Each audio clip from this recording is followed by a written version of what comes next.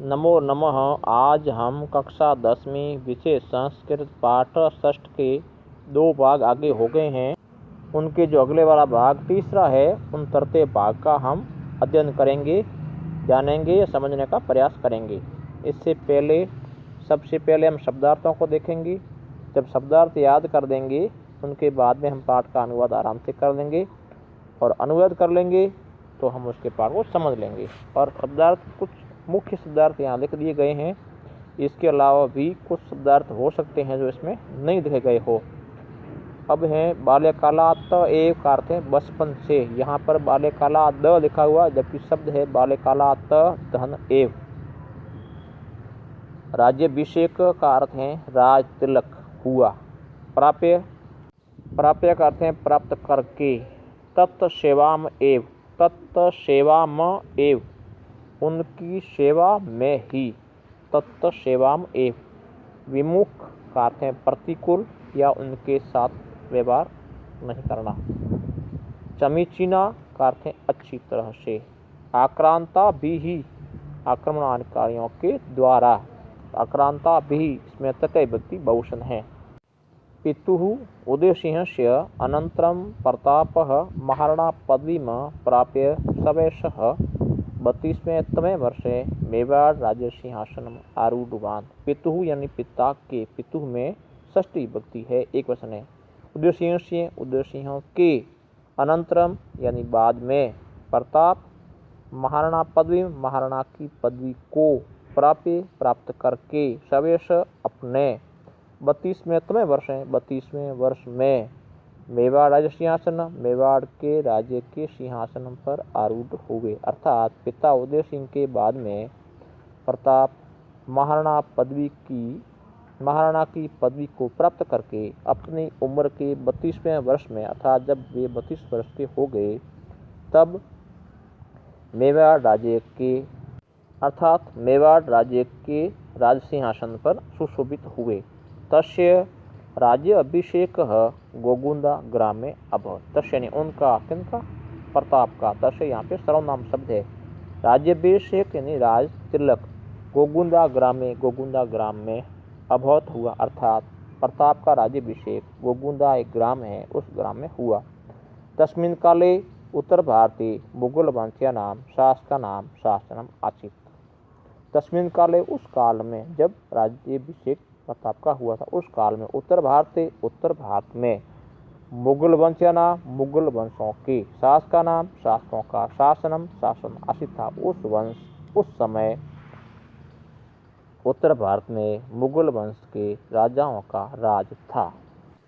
राजानः तत् सेवाम एव स्वकर्तव्यः मनमाना देव रक्षा कर्तयात् समर्था विमुखः आसन। राजान, राजा लोग, राजान में है बहुवचन है। तत् सेवाम एव, तत् धन सेवाम धन एव। तत् यानी उनकी, सेवा यानी सेवा को ही। सब कर्तव्य, अपना कर्तव्य, मनमाना मान करके। देश रक्षा कर्तव्य, देश रक्षा के कर्तव्य से। समर्था में हमेशा। विमुख माने विमुख या प्रतिकूल आसन थे। अर्थात राजा लोग उन मुगल शासकों की सेवा का करके, अपना कर्तव्य मानते करके, देश रक्षा के कर्तव्य से हमेशा विमुख थे। अर्थात वे उनको ही अपना कर्तव्य मानते थे कि मुगल शासकों की रक्षा करना ही अपना कर्तव्य लोग मानते थे। देश रक्षा को तो भूल गए थे, अर्थात नहीं करते थे, अर्थात उनके विमुख थे।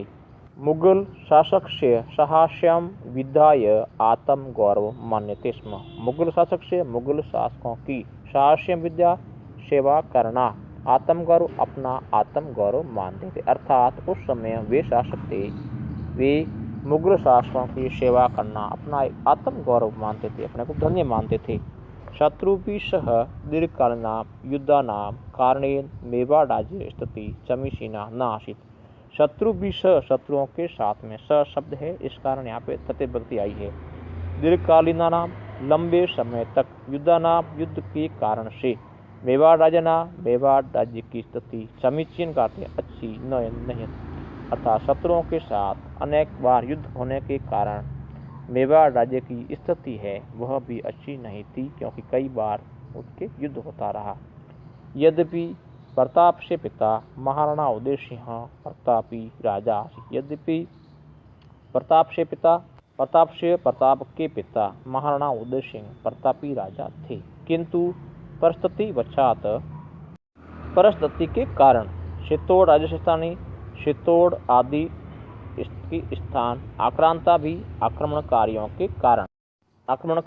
कारण अतएव सिंहासनम आरूढ़ प्रताप हस्तस्यूतान प्रमुख दुर्गान प्राप्तुम चिंतनम और अरेभे। अतएव सिंहासन के पर आरूढ़ होते ही, सिंहासन पर विराजमान होते ही प्रताप ने अच्युतान हाथ से गए हुए प्रमुख दुर्गों को प्राप्त करने के लिए चिंता प्रारंभ की। अतएव सिंहासन पर सुशोभित होने के बाद में प्रताप ने हाथ से जो प्रमुख दुर्ग छीने गए थे उन दुर्गों को प्राप्त करने की चिंता उन्होंने प्रारंभ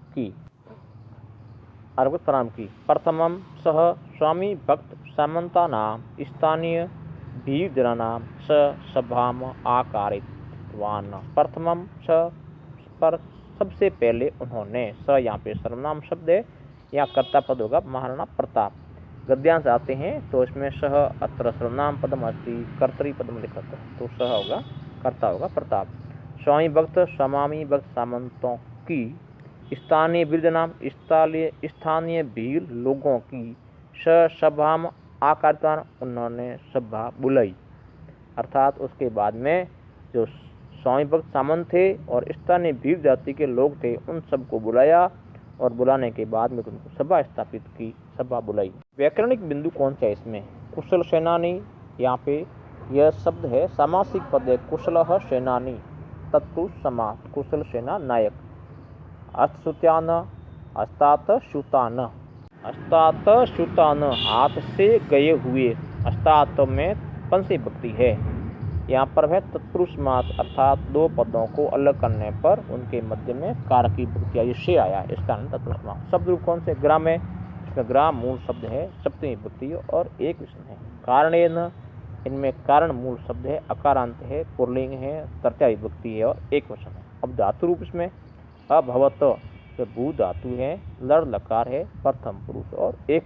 इसके अलावा बहुत इसमें शब्द रूप हो सकते हैं, धातु रूप हो सकते हैं, सामासिक पद हो सकते हैं। इसमें है बोध प्रश्न कौन कौन से हैं, इसका भी इसी गद्यांश में इनके उत्तर हैं, ध्यान से पढ़ने को मिलेंगे। प्रश्न क्रमांक है प्रताप से जन्म कदा अभवत, प्रताप का जन्म कब हुआ। प्रश्न क्रमांक 2 है प्रताप से पितु नाम के, प्रताप के पिता का नाम क्या था। ये प्रश्न भी अच्छी तरह से कॉपी में करने हैं और बाद में आप कॉपी जांच की जाती। ये प्रश्न उत्तर कब मिलेंगे? जब आपको अच्छी तरह से इन पाठ का अनुवाद कर लेंगे, समझ लेंगे, तब आपको इनके प्रश्न मिल जाएंगे। बाद में है गृह कार्य के प्रश्न है। प्रश्न क्रमांक 1 है प्रताप राज्याभिषेक कुत्र अभवत। प्रश्न क्रमांक 2 है प्रताप बाल्यकाले कीदृश आसीत्। प्रश्न क्रमांक 1 था प्रताप का राज्याभिषेक कहाँ हुआ। प्रश्न क्रमांक 2 है प्रताप बचपन से किस प्रकार थे। ये प्रश्न करने हैं, उत्तर लिखने हैं और कॉपी भी सही रखनी है और बाद में आप कॉपी है अच्छी तरह से जांच की जाएगी। और इसके अलावा भी प्रश्न हो सकते हैं, लेकिन 2 प्रश्न प्रमुख थे, 2 उसमें और 2 ऐसे वो लिख दिए गए। धन्यवाद।